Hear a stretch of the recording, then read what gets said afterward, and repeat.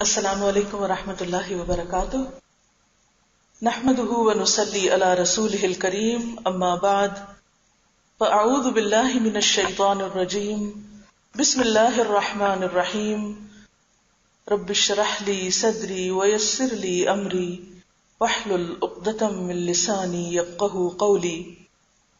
الحمدللہ الحمدللہ الحمدللہ کہ ہم ایک بار پھر اللہ کے پسندیدہ ترین اور حبیب ترین مبارک مہینے رمضان کے قریب آ پہنچے ہیں۔ اللہم احلہ علینا بالامن والایمان والسلامت والاسلام۔ اے اللہ، رمضان کا یہ چاند ہمارے لیے ایمان، اسلام، سلامتی اور امن و امان والا ہو اور ہم اس سے بھرپور طریقے سے فائدہ اٹھا سکیں۔ رمضان کا مہینہ ہمارے لیے ایسا ہی ہے جیسے کوئی نہایت معزز، مکرم، محترم، محبوب مہمان کی آمد ہو۔ تھوڑی دیر کے لیے سوچئے کہ اگر کوئی ایسی ہستی، کوئی ایسا شخص جو آپ کو انتہائی محبوب ہو اور 1 سال گزر چکا ہو اس کی ملاقات کو، اور آپ کو یہ پتا ہو کہ 1 ہفتے 10 دن کے اندر وہ آنے والا ہے، تو آپ کی کیفیت کیا ہوگی؟ آپ کے احساسات کیا ہوں گے؟ آپ کے پورے خیالات، آپ کا دل، آپ کا دماغ، آپ کی سوچ، آپ کا وقت اس معزز مہمان کی آمد اور اس کے بہترین استقبال اور اس کے بہترین خیال کے لیے پوری طرح اس میں انوالو ہو جائیں گے کہ آپ کس طرح اس کا خیال رکھیں اور کس طرح آپ اس کے ساتھ زیادہ سے زیادہ اچھا وقت گزار سکیں۔ آپ سب کبھی نہ کبھی اس تجربے سے گزرتے ہی ہوں گے کہ جب کوئی آپ کا محبوب رشتہ دار، کوئی بہن بھائی، والدین، بچوں یا دوستوں میں سے کوئی آپ کے پاس آئے تو آپ کی کیفیت کیا ہوتی ہے؟ دوسرے تمام کام، دوسری ساری باتیں سیکنڈری ہو جاتی ہیں اور ساری توجہ اور سارا دھیان کس پہ لگ جاتا ہے؟ مہمانوں کی آمد اور ان کو ریسیو کرنے اور ان کو ٹھہرانے اور ان کو خوش رکھنے اور ان کے ساتھ باقی منصوبے اور پلاننگ کرنے میں کہ زیادہ سے زیادہ ان کے ساتھ کس طرح اچھا وقت گزرے۔ اس وقت ہمارے لیے رمضان بھی ایک محبوب اور ایک معزز مہمان کی طرح آ رہا ہے۔ ہم سب اپنے دلوں کی کیفیات کا جائزہ لیں کہ ہم اس کی آمد کے کتنے منتظر ہیں، ہمیں اس کے آنے کا کتنا شوق لگا ہوا ہے، ہم اس کے لیے کیا تیاری کر رہے ہیں۔ کیونکہ اگر کسی مہمان کی آمد سے پہلے تیاری نہ کی جائے اور وہ مہمان اچانک آ جائے تو پھر اس کے جانے کے بعد بھی دل میں حسرت رہتی ہے اور دل خوش نہیں ہو سکتا، اور آپ ریگریٹ کرتے رہتے ہیں کہ اگر مجھے پہلے سے پتا ہوتا تو میں یہ بھی کرتا اور یہ بھی کرتا اور یہ بھی کرتا، اور اس وقت کو اس سے بھی زیادہ بہتر طور پر گزارتا۔ کہیں ایسا نہ ہو کہ بغیر تیاری کے ہم رمضان کا استقبال کریں یا رمضان اچانک آئے اور ہم اس سے پورا فائدہ نہ اٹھا سکیں، کیونکہ ہم میں سے کسی کو نہیں معلوم کہ آئندہ زندگی کتنی ہے، آئندہ ایسی ملاقاتیں اور کتنی ہوں گی اور کیسی ہوں گی۔ لہذا سب سے پہلی چیز اس رمضان کو ویلکم کرنے کے لیے دل، دماغ، ذہن، سوچ اور اپنی عملی زندگی اور اپنی ساری روٹین پر نظر ثانی کرنے کی ضرورت ہے۔ جیسے کسی مہمان کی آمد پر سارے گھر کی اور گھر والوں کی روٹین تبدیل ہو جاتی ہے، سونے جاگنے کے اوقات بدل جاتے ہیں، کام کاج کے اوقات بدل جاتے ہیں، اسی طرح اس مہمان کی آمد پر بھی آپ کی اپنی ذاتی، گھر والوں کی اور باقی ہر چیز کی روٹین بدلے گی، اور بدلنی چاہیے، کیونکہ اگر رمضان کسی تبدیلی کا باعث نہیں تو گویا ہم نے کچھ بھی نہیں پایا۔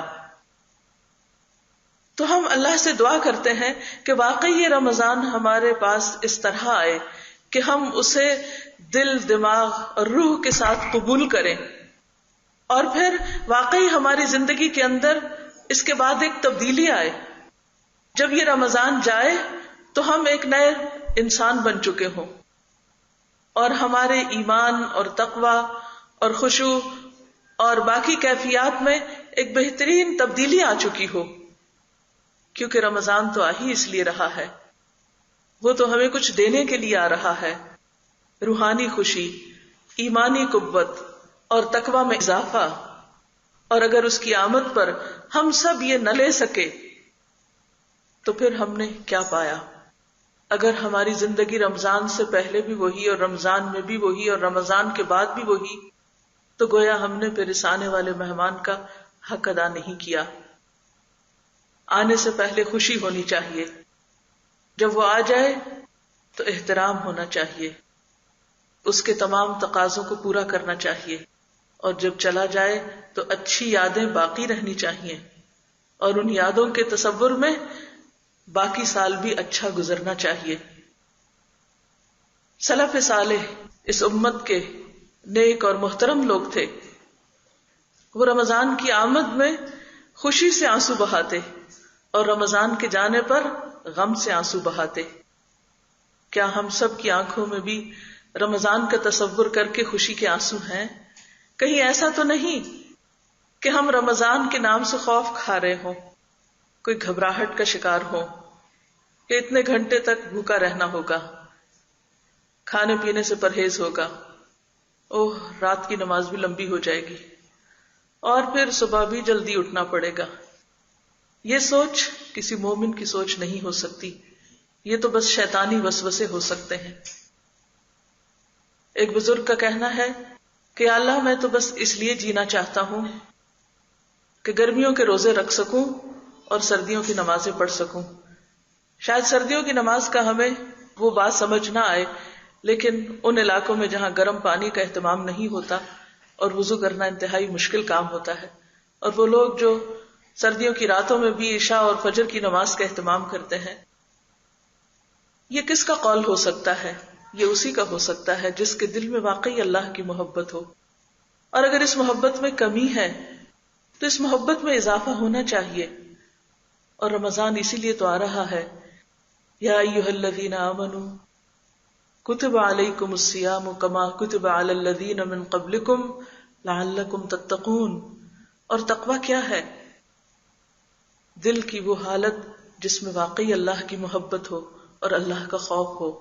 اور جس دل میں اللہ کی محبت ہوتی ہے وہ دل اللہ کی ملاقات کا انتظار کرتا ہے، اور اللہ کی ملاقات کا بہترین وقت نماز کا وقت ہے. اور پھر رمضان کی خاص نمازیں، تراویح کی نماز، قیام اللیل، تہجد کی نماز، رات کا پچھلا پہر. جس دل میں اللہ کی محبت ہوتی ہے وہ دل اللہ کے قرب کے لیے تڑپتا ہے، وہ دل لازماً اللہ کے قریب ہونا چاہتا ہے. اور جو دل اللہ کے قریب ہونا چاہتا ہے اسے یقینی طور پر نماز میں بھی لطف آنے لگتا ہے، اسے یقینی طور پر ذکر بھی مزہ دیتا ہے، پھر رات کے پچھلے پہر کی نماز بھی اچھی لگتی ہے، اور روزے کی کیفیت بھی بہت محبوب ہے. تو ہمیں دراصل اپنے دلوں کا جائزہ لینا ہے، ہمیں اپنے اعمال اور اپنے حالات کا جائزہ لینا ہے. نبی صلی اللہ علیہ وسلم پر جب رمضان آتا تو آپ صلی اللہ علیہ وسلم کے بارے میں آتا ہے کہ کان اجود الناس واجود ما یکون فی رمضان حین یلقاہ جبریل، کہ آپ سب سے زیادہ سخی تھے لوگوں میں سے، انسانوں میں سے سب سے زیادہ بڑے دل والے، کھلے دل والے، سب سے زیادہ دینے والے، سخاوت کرنے والے. لیکن آپ کی سخاوت اس وقت اور زیادہ بڑھ جاتی جب آپ رمضان میں جبریل سے ملاقات کرتے. تو جبریل علیہ السلام کی ملاقات آپ کی سخاوت اور دریا دلی میں اور زیادہ اضافہ کر دیتی. اور اس سخاوت کو تشبیہ دیا گیا اس تیز ہوا کے ساتھ کہ جو چلتی ہے تو ہر چیز میں داخل ہو جاتی ہے.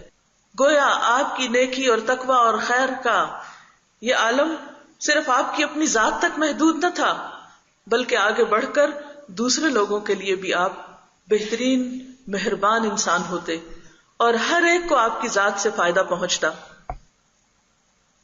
تو گویا رمضان میں ایک طرف جہاں ہمیں اللہ کے قرب کی طرف بڑھنا ہے، اللہ کے قرب کی کوشش کرنا ہے، وہاں دوسری طرف بندوں کے بھی قریب ہونا ہے، بندوں کی بھی ضروریات کا خیال رکھنا ہے، صرف ان لوگوں کے لیے نہیں جو ہمارے جان پہچان کے ہیں، صرف وہ لوگ نہیں جو ہمارے رشتہ دار ہیں، ان کا تو ہم پر حق ہے ہی ہے، رشتہ داروں کا تو ہم پر حق ہے، صلہ رحمی تو ہمارے فرائض میں سے ہے، اور اگر نہ کی تو اس کی پوچھ ہے۔ لیکن رمضان میں نبی صلی اللہ علیہ وسلم کی سنت پر عمل کرتے ہوئے ان لوگوں کا بھی خیال کرنا ہے کہ جو مجبور ہیں، محتاج ہیں، ضرورت مند ہیں، بھوکے ہیں۔ اور روزے کی بھوک دراصل ہمیں یہی احساس دلانے تو آتی ہے کہ وہ لوگ جن کو ہر روز کھانا نصیب نہیں، جو بہت سی بیماریوں کا شکار ہیں، ایسے لوگ اور ایسے مجبور لوگ جن کی آواز بھی دوسروں تک نہیں پہنچتی، جن کی ضروریات بھی دوسروں تک نہیں پہنچتی، ان کی طرف بھی توجہ کرنا ہے۔ رمضان کے بارے میں یہ بھی آتا ہے کہ اس مہینے میں شیطان باندھ دیے جاتے ہیں۔ قرآن مجید سے ہمیں یہ پتہ چلتا ہے کہ شیطان دو طرح کے ہوتے ہیں، من الجنۃ والناس، جنوں میں سے بھی اور انسانوں میں سے بھی۔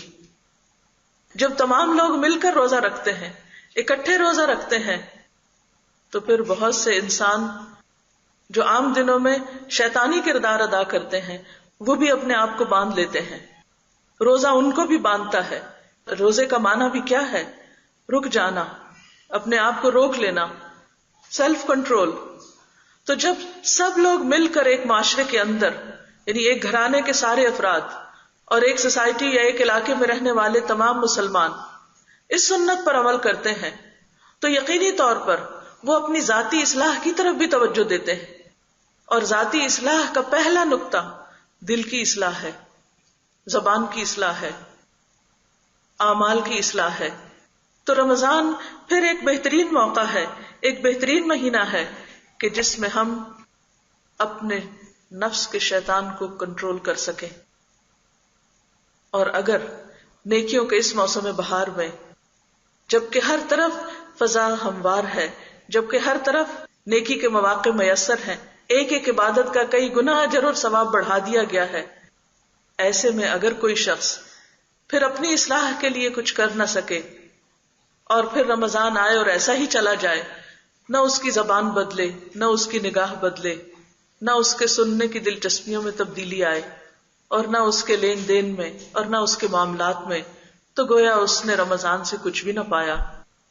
نبی صلی اللہ علیہ وسلم نے فرمایا، کم من صائم لیس لہ من صیامہ الا الظمأ وکم من قائم لیس من قیامہ الا السحر۔ کتنے ہی روزہ دار ایسے ہیں کہ جن کو اپنے روزے سے سوائے بھوک پیاس کے کچھ بھی حاصل نہیں ہوتا، اور کتنے ہی راتوں کو قیام کرنے والے ایسے ہیں کہ جنہیں راتوں کے قیام سے سوائے رات جگے کے کچھ بھی حاصل نہیں ہوتا۔ اللہ نہ کرے کہ ہمارا شمار ان لوگوں میں ہو کہ جو رمضان کا پورا مہینہ پائیں اور پھر اس سے وہ فائدہ نہ اٹھا سکیں جس کے لیے وہ آیا ہے۔ رمضان صرف بھوک پیاس کاٹنے کا مہینہ نہیں ہے، صرف بھوکے رہنے کا نام روزہ نہیں ہوتا، بلکہ روزہ صبر سکھاتا ہے۔ اور جب ہم افطار کرتے ہیں اور طرح طرح کے لذیذ کھانوں سے اپنے آپ کو خوش کرتے ہیں تو وہ شکر کا موقع ہوتا ہے۔ جہاں صبر کرنا باعث اجر ہوتا ہے وہاں شکر کرنا بھی باعث اجر ہوتا ہے۔ حدیث میں آتا ہے کہ للصائم فرحتان، روزہ دار کے لیے دو خوشیاں ہوتی ہیں، ایک خوشی جو اس کو روزہ افطار کرنے کے وقت حاصل ہوتی ہے، اور ایک خوشی جو اسے اپنے رب کی ملاقات کے وقت حاصل ہوگی۔ تو گویا افطار ایک بہترین خوشی کا وقت ہے۔ کیوں؟ وہ خوشی اس لیے ہوتی ہے کہ سارا دن ہم ایک عبادت کی کیفیت میں ہوتے ہیں، کھانے پینے سے پرہیز کرتے ہیں، ہماری روح پروان چڑھتی ہے، اور جب ایک لمبے وقفے کے بعد کھانے کو کچھ ملتا ہے تو اس کھانے کی ہم قدر کرتے ہیں، اور وہ کھانا ہماری صرف جسم نہیں بلکہ روح کی خوشی کا سبب بھی بنتا ہے۔ ایسے میں انسان واقعی خوش ہوتا ہے، اور ایک پانی پینے کے بعد جو اسے سکون کی کیفیت حاصل ہوتی ہے، اس موقع کی مناسبت سے دعا بھی سکھائی گئی۔ کہ ذهب الظمأ وابتلت العروق وثبت الاجر انشاء اللہ. اس شکر گزاری کا خاص طور پر اظہار کرتا ہے بندہ مومن. آپ دیکھیے کہ اس دعا میں وہ کچھ بھی مانگ نہیں رہا، وہ صرف زبان سے شکر کے بول بول رہا ہے. اور وہ شکر کے بول کیا ہے؟ ذهب الظمأ، پیاس چلی گئی، وابتلت العروق، رگیں تر ہو گئیں، وثبت الاجر انشاء اللہ، اور اجر ثابت ہو گیا، واقع ہو گیا انشاءاللہ اگر اللہ نے چاہا. تو ایک بندہ مومن جب کھا پی بھی رہا ہوتا ہے تو اس کا دھیان اس کی آخرت کی طرف لگا رہتا ہے. اس کی سوچ اور اس کے خیال اور اس کے احساس میں کیا ہوتا ہے کہ جو بھی دن بھر میں نے کوشش اور مشقت کی، میرا رب اسے قبول کر لے، اور جب میں اپنے رب سے ملاقات کروں تو وہ ملاقات واقعی خوشی کا وقت ہو. آپ دیکھیے کہ افطار اور رب کی ملاقات کو ساتھ ساتھ بیان کیا گیا ہے. اللہ کی ملاقات کا وقت بندہ مومن کے لیے انتہائی خوشی کا وقت ہوگا. لیکن یہ خوشی کس کو نصیب ہوگی؟ اسی کو جو ساری زندگی روزہ رکھنا جانے. کبھی آپ نے یہ تجربہ بھی کیا ہوگا کہ رمضان کے دنوں میں آپ کو شرعی عذر کی وجہ سے روزہ چھوڑنا پڑتا ہے. اس وقت آپ دن میں کچھ نہ کچھ، چاہے پراپر فوڈ نہ بھی لیں، تھوڑا بہت ہی ادھر ادھر سے کچھ لے لیتے ہیں، تو شام کے وقت کھانے کا سارا مزہ خراب ہو جاتا ہے. وہ مزہ جو روزہ داروں کو افطار کے وقت آتا ہے وہ آپ کو آ ہی نہیں سکتا. بھلے آپ نے پیٹ بھر کے نہ کھانا کھایا ہو، تھوڑا تھوڑا ادھر ادھر سے کچھ لے لیا ہو. بالکل اسی طرح اللہ کے پاس جا کر اللہ کی ملاقات کے وقت کس بندے کو خوشی ہو سکتی ہے؟ اسی بندے کو جو مکمل روزہ رکھ کے آئے، جو اللہ کے سامنے اس حال میں کھڑا ہو کہ یا رب تیری خوشی کی خاطر میں نے یہ بھی چھوڑ دیا اور یہ بھی چھوڑ دیا اور یہ بھی چھوڑ دیا. میں نے وہ سب چھوڑ دیا جو تو نے میرے لیے حرام کیا تھا. میں نے وہ سب چھوڑ دیا جو تجھے ناپسند تھا. میں نے وہ سب اختیار کیا جو تیری خوشی کا تھا. اسی وقت وہ صدا اس کو آئے گی، رضی اللہ عنہم ورضوا عنہ، اللہ ان سے راضی ہو گیا اور وہ اس سے راضی ہو گئے. کیا یہ خوشی اس کو نصیب ہو سکتی ہے کہ جو اللہ سے ملے اور اللہ اس سے ناراض ہو، اللہ اس پر غضبناک ہو؟ جو اللہ کے حق مار کر دنیا سے جائے، جو بندوں کے حق مار کر دنیا سے جائے، جو بندوں کو ذلیل کر کے دنیا سے جائے، جو بندوں کو ستا کر دنیا سے جائے، کیا وہ بھی اس خوشی کا مستحق ہو سکتا ہے کہ وہ اپنے رب کے سامنے کھڑا ہو؟ کیا وہ ایک مجرم کی حیثیت میں کھڑا نہ ہوگا؟ مسند احمد اور ترمذی میں ایک روایت ہے، رسول اللہ صلی اللہ علیہ وسلم نے فرمایا کہ اللہ تعالیٰ نے مجھے یہ پیشکش کی کہ وہ میرے لیے مکہ کی وادی کو سونا بنا دے. اللہ تعالیٰ نے محمد صلی اللہ علیہ وسلم کو یہ آفر دی کہ ہم آپ کے لیے مکہ کی اس وادی کو، ان پہاڑوں کو سونا بنا دیتے ہیں. میں نے کہا نہیں اے میرے رب، بلکہ میں یہ چاہتا ہوں ایک دن پیٹ بھر کے کھاؤں اور ایک دن بھوکا رہوں. بس جب میں بھوکا رہوں تو میں تجھ سے تضرع کروں، یعنی میرے اندر کی جو پین ہے اور پینگ ہے، وہ کریو ہے بھوک کی، اور جو تضرع ہے اور جو عاجزی ہے، اس حالت میں تجھ کو پکاروں اور تجھ کو یاد کروں. اور جب میں شکم سیر ہوں تو میں تیری حمد کروں اور تیرا شکر ادا کروں. اللہ کے رسول صلی اللہ علیہ وسلم نے اپنے لیے دونوں کیفیات مانگی.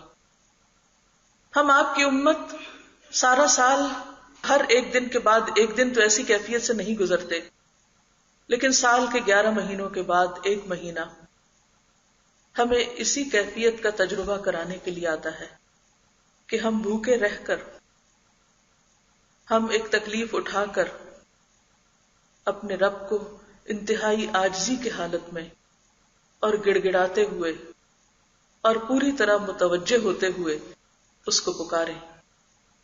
کیونکہ جس وقت انسان پیٹ بھرا ہوتا ہے اس پر سستی چھا جاتی ہے، اور جب سستی آتی ہے تو پھر ساتھ ہی نیند بھی آنے لگتی ہے، اور نیند کے وقت انسان کی کیفیات بالکل بدل جاتی. وہ توجہ کرنا بھی چاہے تو پوری طرح توجہ نہیں کر سکتا، وہ گڑ گڑانا چاہے بھی تو گڑ گڑا نہیں سکتا، وہ رونا چاہے تو رونا مشکل سے آتا ہے.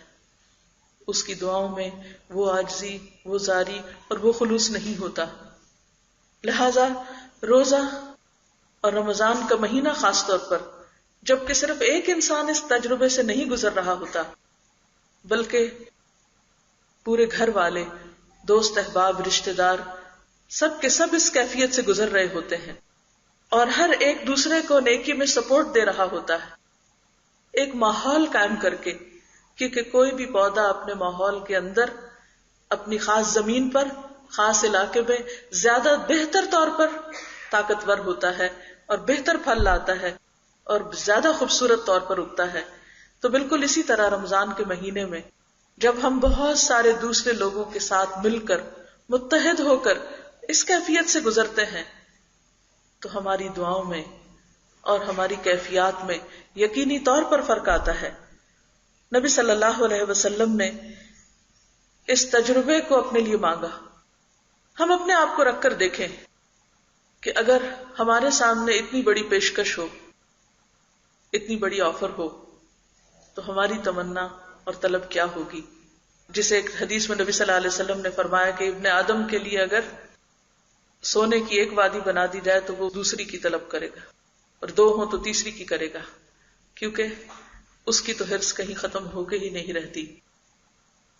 لیکن بات یہ ہے کہ انسان کو اللہ کا قرب اختیار کرنے کے لیے بہرحال اپنی مادی ضروریات اور دنیا سے کسی نہ کسی حد تک رخ موڑنا پڑتا ہے، کنارہ کشی کرنی پڑتی ہے، اور اس میں خاص طور پر اپنی ذات کے ساتھ ایسا تجربہ کرنا اور ایسا ایکسپیرینس کرنا، یہ انسان کے لیے تزکیہ نفس اور اسی طرح دل کی قوت کا ذریعہ بنتا ہے. رمضان کا مہینہ خاص طور پر اللہ کے ذکر کا مہینہ ہے، دعاؤں کا مہینہ ہے، اور اس میں خصوصیت کے ساتھ دعائیں قبول ہوتی ہیں. لہٰذا اس رمضان کے لیے اگر آپ کچھ پلاننگ کریں تو اس میں ایک پلاننگ ضرور شامل کریں، اور پلاننگ آپ کی 30 دنوں کی ہو، ہر روز کی الگ ہو. اس میں ایک تو ہم روٹین میں روزہ رکھ رہے ہوتے ہیں، تراویح پڑھ رہے ہیں اور صدقہ خیرات کی کچھ کام کر لیتے ہیں، لیکن یہ دراصل ایک سیلف ٹریننگ کا مہینہ بھی ہے، اور اس میں آپ یقینی طور پر ایک ایسے پروگرام پر عمل کریں کہ جس سے آپ کو رمضان گزرنے کے بعد یہ احساس ہو کہ واقعی آپ نے کچھ پایا ہے، کچھ حاصل کیا ہے. اس کو ایسا ہی تجربہ سمجھے کہ جیسے حج پہ جانے والے حج کے لیے ایک ذہنی تیاری کرتے ہیں، عملی تیاری کرتے ہیں، اور پھر جب وہاں جاتے ہیں اور واپس لوٹتے ہیں تو خاص کیفیت میں ہوتے ہیں. حج کے لیے تو ہم جاتے ہیں لیکن رمضان ہمارے پاس آ رہا ہے، لہٰذا اس آمد کو بہترین طور سے اس کا فائدہ اٹھانے کے لیے بہترین پلاننگ کیجیے، اور اس پلاننگ میں خصوصاً دعاؤں کے حوالے سے اگر ہو سکے تو ہر روز ایک دعا یاد کرنے کا پروگرام بنائیں. اور اس کا طریقہ کیا ہو سکتا ہے کہ جیسے قرآنی اور مسنون دعاؤں کی کتاب ہے جس میں قرآنی دعائیں بھی ہو سکتی ہیں، اور نبی صلی اللہ علیہ وسلم نے جو دعائیں مانگی، کیونکہ آپ کی مانگی دعائیں اور ان کے بہترین الفاظ جو ہیں ہم وہ نہیں مانگ سکتے، اور ہمیں اتنا پتہ بھی نہیں کہ ہم اپنے لیے مانگیں تو کیا مانگیں.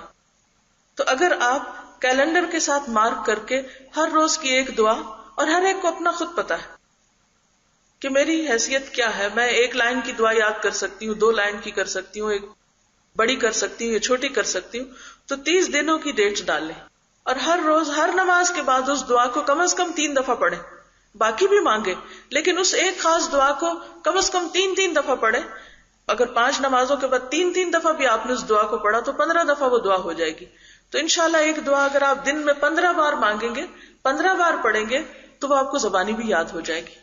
پھر اگلے دن اس کو شامل کرتے ہوئے ایک اور کا اضافہ کر لیں. اور اگر آپ سمجھتے ہیں الحمدللہ کہ آپ کو وہ سب دعائیں زبانی یاد ہے تو پھر اس صورت میں قرآن پاک کا کچھ حصہ حفظ کرنے کا اپنے ذمہ لے لیں کہ روزانہ کچھ نہ کچھ حصہ قرآن پاک کا زبانی یاد کرنے کی کوشش کریں. اور یہ جو ہم کہتے ہیں نا کہ ہمیں یاد نہیں ہوتا، وہ یاد ہو سکتا ہے. سب سے پہلے تو اس خیال کو دل سے نکالنے کی ضرورت ہے کہ یاد ہوتا نہیں یا ہو نہیں سکتا. بات یہ ہے کہ ہم نے کوشش بھی کتنی کی ہے. ہم کوشش بھی تو نہیں کرتے. شیطان پہلے ہی مرحلے پر یہ خوف ہمیں دلا کر اور یہ احساس دلا کر کہ ہم کچھ کر نہیں سکتے، یہ ہمارے بس کی بات نہیں، اور اپنے آپ کو ہم انڈر ایسٹیمیٹ کرتے ہیں اور پھر چھوڑ دیتے ہیں. ایسی مثالیں بھی ملتی ہیں. جیسے پچھلے دنوں کسی نے ایک مضمون مجھے بھیجا کہ جس میں ایک خاتون نے 80 سال کی عمر میں قرآن حفظ کیا. کئی سال اس کو لگے، اور خاص طور پر جب اس کے بچے بڑے ہو گئے اور اس کے پاس وقت زیادہ تھا تو بجائے اس کے ادھر ادھر وقت ضائع کرنے کے اس نے قرآن یاد کرنا شروع کر دیا اور اس کو یاد ہو گیا. تو اگر ہم اپنے سے کوئی کام کرانا چاہیں اور اس کی نیت اور ارادہ کر لیں اور اپنے ساتھ سچے ہو جائیں اور پھر کوشش بھی شروع کر دیں تو آپ دیکھیں گے کہ کسی نہ کسی مقام پر آپ ضرور پہنچیں گے. تو قرآن پاک کا کوئی حصہ، مثلاً کوئی ایک سورت، بڑی سورت، یا پھر کچھ دعائیں اگر آپ یاد کریں گے تو رمضان گزرنے کے بعد آپ کو ایک احساس ہوگا کہ آپ نے کچھ کمایا ہے. اور پھر وہ دعائیں جب بار بار آپ ریپیٹڈلی مانگیں گے اور پوری توجہ سے مانگیں گے اور اس یقین کے ساتھ کہ اللہ تعالیٰ دعائیں قبول بھی کرتے ہیں، تو ایسی صورت میں آپ دیکھیے کہ جو کچھ آپ مانگ رہے ہیں وہ آپ کو مل جاتا ہے یا اس سے بہتر کچھ اور اللہ تعالیٰ دے دیتا ہے. تو یقینی طور پر انشاءاللہ آپ کا یہ رمضان آپ کو نیکی اور تقوی اور ایمان میں آگے بڑھانے کا ذریعہ ہوگا. لیکن اگر ہم اس کو صرف ایک روٹین کے طور پر بس آ گیا ہے، جدھر کسی نے بلایا چل پڑے، یا جدھر کچھ کام ہوا کر لیا، نہیں کیا تو نہ کیا، تو صرف اگر عادتاً ہم ایک کام کر رہے ہیں تو اس سے بات نہیں بنے گی. ہمیں شعوری طور پر ایک پلاننگ کے ذریعے اپنی ذات کو فائدہ پہنچانے کے لیے، کیونکہ بعض اوقات ہمارا ایٹیٹیوڈ کیا ہوتا ہے کہ رمضان ہے، ہم اوروں کے لیے بس سوچتے رہتے ہیں، اچھا کس کی کیا ضرورت پوری کرتے، وہ تو کرنا ہی ہے، وہ ایک دوسرا حصہ ہے، لیکن پروگرام کا پہلا حصہ اپنی ذات ہے. اور اس اپنی ذات کے لیے قرآن پاک میں اللہ تعالیٰ نے روزے کا مقصد کیا بتایا؟ لعلکم تتقون، تاکہ تم میں تقوی پیدا ہو.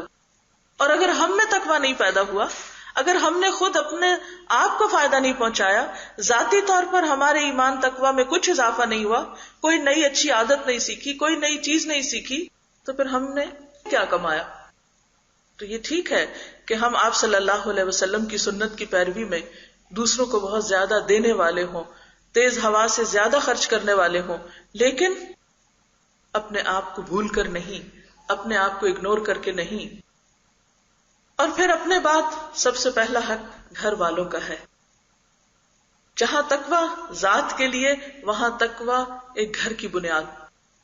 نکاح کے موقع پر جو آیات خطبہ نکاح میں پڑھی جاتی ہیں ان میں بار بار تقوی کا ذکر ملتا ہے. زندگی کی کامیابی کا انحصار بھی تقوی پر ہے. یہ رمضان جو تقوی دیتا ہے یہ صرف روزے کی حد تک یا رمضان کی حد تک فائدہ نہیں دیتا، یہ ہمیں باقی زندگی میں بھی فائدہ دیتا ہے. اور وہ فائدہ کیا ہے کہ ہم اپنی ازدواجی زندگی کو اور اپنی خاندانی زندگی کو بہتر بنائیں.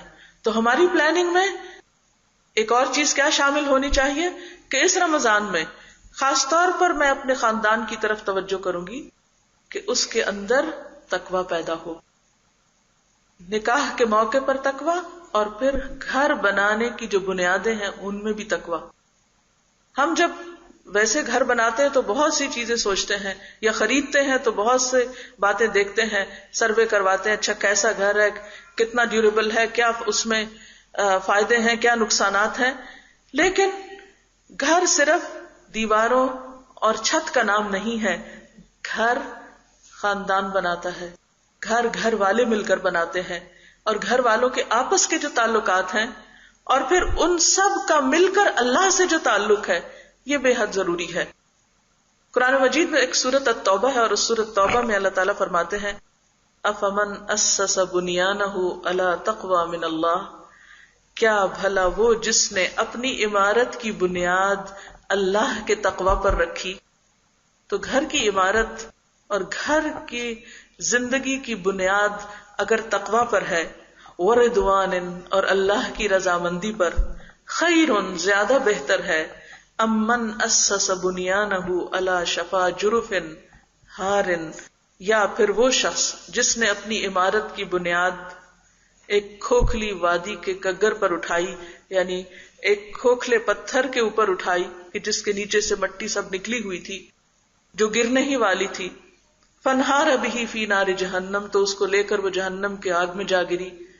نہیں، اللہ تعالیٰ ہمیں فرماتے ہیں یا ایھا الذین آمنوا قوا انفسکم واہلیکم نارا، اے لوگو جو ایمان لائے ہو اپنے آپ کو اور اپنے گھر والوں کو آگ سے بچاؤ. لہذا رمضان ایک فیملی رمضان بھی ہو، خاندان کے ساتھ بھی یہ رمضان ہو، اور اس میں آپ دیکھیے کہ کچھ تو اللہ تعالیٰ کی طرف سے ایک یونٹی خود بخود آنے لگتی ہے. سب کو ایک وقت میں جاگنا پڑتا ہے، ایک وقت میں کھانا ہوتا ہے، سحر کے وقت بھی، افطار کے وقت بھی. عام دنوں میں کوئی کسی وقت اٹھ رہا ہے اور ناشتہ کر رہا ہے، کوئی ناشتے کے بغیر جا رہا ہے، لیکن رمضان ایک بہترین موقع ہے کہ جس میں آپ 2 وقت اکٹھے ہو سکتے ہیں. اگر عام دنوں میں آپ کا خاندان ایک وقت میں جمع ہونے کا عادی ہے تو رمضان کا موقع ہے جس میں 2 وقت آپ جمع ہو سکتے ہیں. تو یہ مہینہ آپ کو، آپ کی فیملی کو قریب لانے کا بھی وقت ہے، اور اس میں ایفرٹ کے ساتھ اور شعور کے ساتھ کوشش کیجئے کہ کسی طرح اکٹھے ہو سکیں، کیونکہ ایک اچھے مسلمان معاشرے کی بنیاد اچھے مسلمان خاندان پر ہوتی ہے، اور اس خاندان کے آپس میں محبت اور تعلق اور ایک دوسرے کے قریب ہونا بھی بے حد ضروری ہوتا ہے، اور اس کی بنیاد تقوی پر، اللہ کا خوف. اللہ کا خوف کس طرح خاندان کو جوڑتا ہے؟ ہاں، انسان جن کے قریب رہتا ہے ان سے شکایتیں بھی زیادہ ہوتی ہیں، اور ان کی چھوٹی چھوٹی باتیں بھی انسان کو پھر بادر کرنے لگتی ہیں، اور بعض اوقات چھوٹی چھوٹی باتوں پر غم و غصہ کئی کئی دن تک پھیل جاتا ہے اور تعلقات کو خراب کرتا ہے. ایسے میں اللہ کا خوف ہی ایسی چیز ہے کہ جو انسان کے اندر یہ قوت پیدا کرتا ہے کہ چھوڑو، دوسرے کو معاف کر دو، چھوڑو، صبر کر جاؤ. یہ زندگی تو ہے ہی روزہ. یہ روزہ صرف رمضان کا نہیں، ایک دن کا نہیں، مومن کی تو ساری زندگی روزہ ہے کہ جس میں اس کو بہت ساری ایسی چیزیں جو اس کے نفس کے خلاف ہیں یا اس کی خواہش ہے کہ وہ کرے لیکن وہ اللہ کے ڈر سے نہیں کرتا. یہی تو تقویٰ ہے، یہی تو اللہ کا ڈر ہے جو آپ سے وہ کچھ کرواتا ہے کہ جو اس کے بغیر ہو سکتا ہی نہیں. اور پھر خاص طور پر پیغمبروں کی سنت پر عمل کرتے ہوئے یہ نہیں کہ آپ خود تو تراویح پڑھنے چلے جائیں، خود تو آپ روزہ رکھ لیں، خود تو آپ کئی کئی سپارے پڑھنے میں مشغول رہیں اور بچے روزہ ہی نہ رکھیں یا گھر والے روزے کا اہتمام نہ کریں یا پھر وہ نماز کے لیے ہی نہ جائیں. بھلے آپ کی نماز کو اگر تھوڑی سی تاخیر ہو بھی جائے تو کوئی بات نہیں، اگر گھر والوں کو ساتھ لے کر نکلیں. بچوں کو بھی تراویح پر گھر والوں کو، شوہر کو اور رشتہ داروں کو اس چیز کے لیے خاص طور پر تیار کریں، اور اس کے لیے خصوصی طور پر اہتمام کرنا ہوگا اور پلاننگ کرنی ہوگی. کام کے اوقات میں اگر تبدیلی ممکن ہو تو وہ تبدیلی کرنا ہوگی، اور میک شور کرنا ہوگا کہ آپ اور آپ کے بچوں سمیت سب مسجد میں پہنچ سکیں. کیونکہ اگر بچے گھر بیٹھ کر ٹی وی دیکھ رہے ہیں اور آپ مسجد میں تراویح پڑھ رہے ہیں تو واپس جا کر اس گھر کے اندر باہمی فضا کیسے ہوگی، اور ایک دوسرے کے ساتھ مل کر جو تقویٰ کی روح گھر کے اندر ہو سکتی ہے وہ کیسے پیدا ہو سکتی ہے. تو کانا یأمر اہلہ بالصلاۃ والزکاۃ، حضرت اسماعیل علیہ السلام کے بارے میں آتے ہیں کہ وہ اپنے گھر والوں کو نماز اور زکوٰۃ کا حکم دیا کرتے تھے. پھر اسی طرح روزہ رکھتے وقت ہمیں اس بات کا بھی خیال رکھنا ہے کہ یہ روزہ صرف کھانے پینے کا روزہ نہ ہو، دل کا روزہ بھی ہو. تو رمضان پلاننگ میں دل کا روزہ بھی، اور دل کا روزہ کیا ہے؟ کیونکہ لعلکم تتقون ہے، اور تقویٰ کہاں ہوتا ہے؟ دل میں ہوتا ہے. نبی صلی اللہ علیہ وسلم نے خاص طور پر دل کی طرف اشارہ کر کے فرمایا التقویٰ ہاں ہونا، تقویٰ یہاں ہے، تقویٰ یہاں ہے، تقویٰ یہاں ہے. تو سب سے پہلا روزہ تو پھر دل کا ہوگا، اور دل ہی روزہ رکھے گا تو اصل روزہ ہوگا. بات یہ ہے کہ اس دنیا میں رہتے ہوئے مختلف چیزوں کو دیکھتے ہوئے جو کبھی ہماری مرضی کے خلاف ہوتی ہیں، کبھی ہماری طبیعت کے خلاف ہوتی ہیں، کبھی کسی طرح ہمیں پریشان کرتی ہیں، کبھی ہمارے اپنے اندر ایسے جذبات اور احساسات ہوتے ہیں کہ جو ہمیں دنیا کی محبت کی طرف کھینچ کے لے جاتے ہیں. یہ ساری چیزیں دلوں کو بیمار کر دیتی ہیں، اور جب دل بیمار ہو جاتے ہیں تو پھر وہ بیماری جب تک کنٹرول نہ کی جائے بڑھتی چلی جاتی. دل کے بیمار کو بہت سی احتیاطیں کرنا پڑتی ہیں. فی قلوبہم مرض فزادہم اللہ مرضا، جو لوگ دلوں کی بیماریوں پہ کنٹرول نہیں کرتے اللہ تعالیٰ ان کو ڈھیل دے دیتا ہے اور وہ بیماریاں بڑھتی چلی جاتی ہیں. لہذا دل کی بیماریوں کی اصلاح کے لیے بہترین موقع ہے یہ رمضان، اور اس کے لیے خاص طور پر قرآن. قرآن سے خصوصی تعلق، کیونکہ قرآن ایسی چیز ہے جو اللہ کے رسول صلی اللہ علیہ وسلم کے دل پر اتارا گیا تھا. تو دل کا تزکیہ اور دل کی صفائی ہو نہیں سکتی جب تک کہ قرآن سے تعلق مضبوط نہ ہو. اور پھر دل آباد بھی قرآن ہی سے ہوتا ہے، مطمئن بھی قرآن سے ہوتا ہے، روشن بھی قرآن سے ہی ہوتا ہے. دلوں کے لیے شفا بھی، شفاء لما فی الصدور بھی قرآن ہی ہے. لہذا قرآن کے بغیر رمضان گزرے تو اس رمضان میں پھر دل کا روزہ ہو نہیں سکتا اور دل کی قوت نصیب نہیں ہو سکتی. کیونکہ اللہ سبحانہ وتعالیٰ کیا فرماتے ہیں؟ شہر رمضان الذی انزل فیہ القرآن. رمضان کا مہینہ وہ مہینہ ہے کہ جس میں قرآن نازل کیا گیا. ھدی للناس، جو لوگوں کی ہدایت کا ذریعہ ہے. وبینات من الہدی والفرقان، اور ہدایت اور حق و باطل کے درمیان، اچھے برے کے درمیان فرق کرنے کے لیے بہترین نشانیاں ہیں، اس میں بہترین علامتیں، بہترین واضح کرنے والی چیزیں. لہذا رمضان پلاننگ میں قرآن کے ساتھ تعلق کی بھی پلاننگ کیجیے، اور اس میں ناظرہ پڑھنا، ترجمے سے پڑھنا یا سننا، اور پھر نمازوں میں خاص طور پر پڑھنا اور سننا، یہ بے حد ضروری ہے. ایک وقت مقرر کیجیے، خواہ وہ سفر میں ہو یا گھر پر ہو یا کھانا پکاتے ہوئے، ایون ایک ہاتھ میں چمچ اور دوسرے ہاتھ میں قرآن. ایسا کیا جا سکتا ہے. یعنی اگر آپ کے پاس کوئی وقت نہیں تو کسی بھی دوسرے کام کے ساتھ شریک کر لیں، لیکن کچھ نہ کچھ حصہ ناظرہ خود پڑھیں، آپ کی زبان پڑھیں. سننا بھی بہت اچھا ہے، لیکن جب تک آپ کا منہ نہیں بولے گا، آپ کے کان نہیں سنیں گے آپ کا بولا ہوا، آپ کے اپنے دل پہ جا کے نہیں لگے گا. ایک قرآن پورا کرنے کا ٹارگٹ تو رکھیں ہی، اور انشاءاللہ اگر آپ نیت کر لیں گے تو ہو ہی جائے گا. اور پھر تراویح میں اس کا پڑھنا یا سننا، اور اسی طرح ترجمے سے کچھ حصہ سننا. اور الحمدللہ اب اردو میں، انگریزی میں ایسے کیسٹس، سی ڈیز وغیرہ اور ویب سائٹس موجود ہیں کہ جہاں آپ دن میں کم از کم ایک پارہ ترجمے سے سن سکتے ہیں. تو وہ لوگ جن کو ڈائریکٹ عربک سے قرآن سمجھ نہیں آتا، وہ ترجمہ سننے کا بھی اہتمام کریں. اگر آپ کے پاس فہم القرآن کی کیسٹس ہیں تو ایک کیسٹ صبح، ایک شام، یا اگر آپ کام پر جاتے ہیں، جاتے ہوئے ایک، آتے ہوئے ایک، کچن میں سن لیں، کہیں بھی سن لیں، لیکن پورے قرآن سے گزرنے کی کوشش کریں. اور آپ خود اپنے اندر ایک بہت بڑا فرق محسوس کریں گے جب پورے قرآن سے ایک کم وقت میں، یعنی ایک مہینے کے اندر شروع سے آخر تک گزر جائیں گے. اور اس کی بھی پلاننگ ابھی سے کر لیں. جیسے مہمان کی آمد سے پہلے بہت سی چیزیں تیار کر لیتے ہیں، تو ابھی سے تیاری کر لیں. کیسٹس نکال کے، کیونکہ بعض اوقات ہم چیزیں پیچھے دبی ہوتی ہیں، پھر سوچتے ہیں اچھا نکالیں گے اور اتنے میں آدھا رمضان گزر جائے.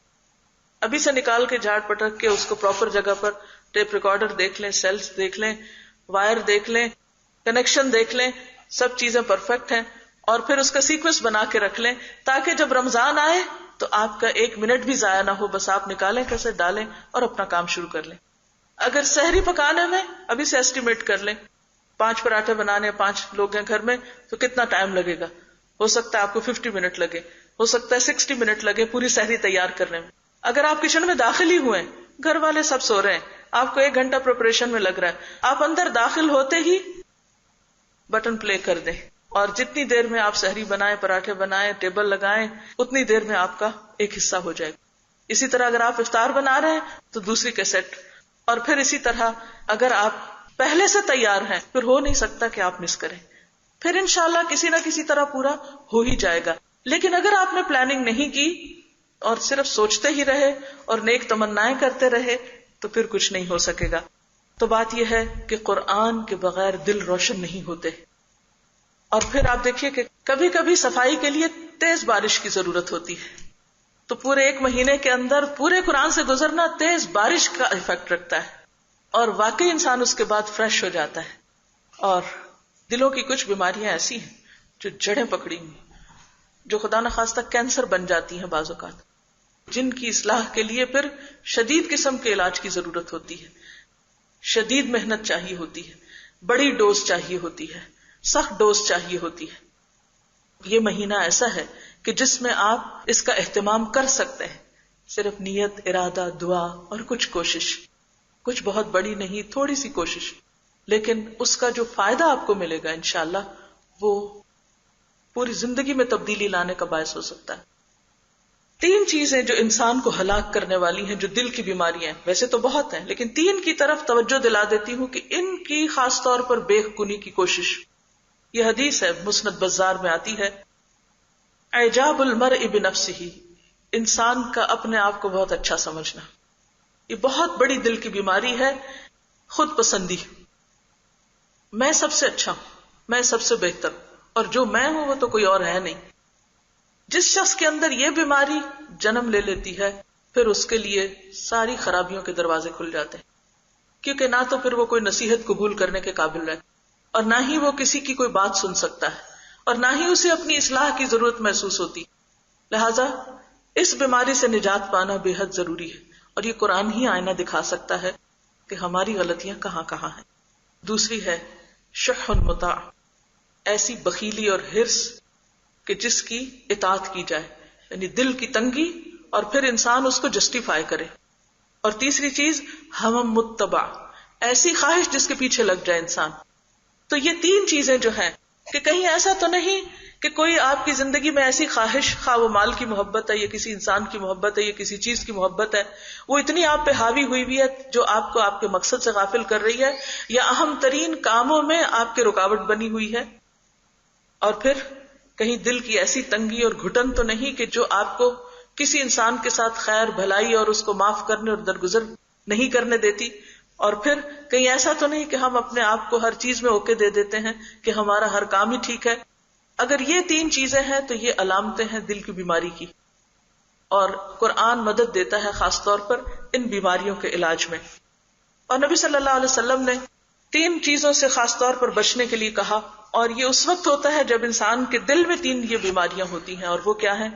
کس سے بنا؟ فرمایا لا تحاسدوا ولا تباغضوا ولا تدابروا، ایک دوسرے سے حسد نہ کرو، ایک دوسرے سے بغض نہ رکھو، اور ایک دوسرے سے پیٹھ نہ پھیرو، منہ موڑ کے ادھر ادھر نہ ہو جاؤ، کیونکہ یہ وہ خرابیاں ہیں کہ جس سے انسان کی اصلاح ہو نہیں سکتی.